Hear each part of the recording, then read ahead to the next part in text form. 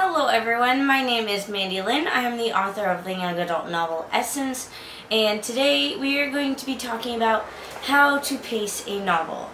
Now, one of the most important things when writing a novel is pacing it accordingly so it's not really boring, because if it's really boring, then readers aren't going to want to read the book.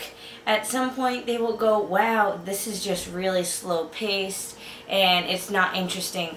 One of the things you'll see all the time in book reviews people are complaining about is the fact that it was slow paced. So knowing how to write a fast paced novel is essentially a good thing. Now, one of the first things when thinking about pacing a novel is to keep in mind this little chart.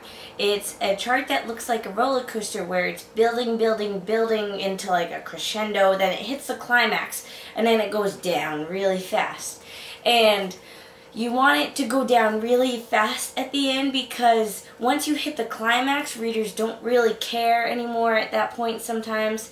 And The Lord of the Rings is an example of a book that does not follow this. In the last book of the Lord of the Rings trilogy, we have the climax, and then instead of going down, it kind of goes like down but not very fast.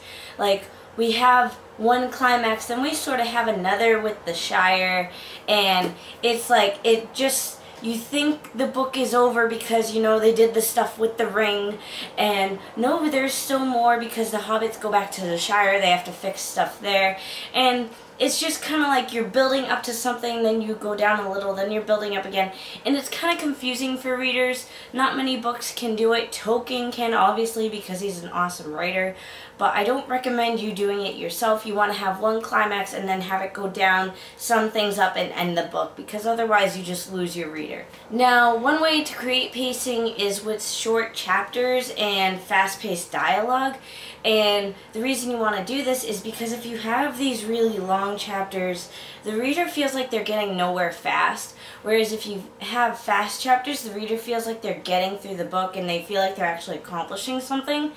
And another reason, if you have something dramatic happen, it's also good to have those fast chapters, because if you do a lot of cliffhangers, when you end a chapter, they'll be like, oh, I have to go read the next one, and that's a good way to get a fast-paced novel. But in keeping in mind with writing fast-paced chapters, you also want to give slow scenes, because if you do fast, you might confuse the reader. They don't have time to breathe.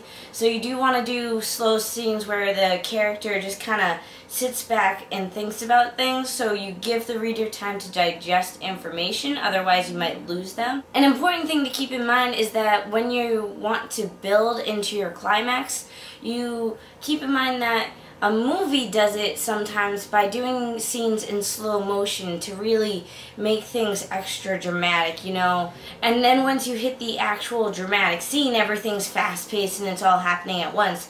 And you can do that with a book also, and how you do this, instead of doing things in slow motion, you do it by giving in this extra detail and really getting into your writing, and then once you get to the climax, you can do things fast-paced and just attack your reader with all this action. One of the most important things when creating pace is that to keep in mind that you can always manipulate sentence structure. If you want something to be fast, you do short, choppy sentences. If you want something to be slow-paced, you do these long sentences. And it may seem so simple right now, but then you sit down to do it and it's like, wow, this is actually kind of hard.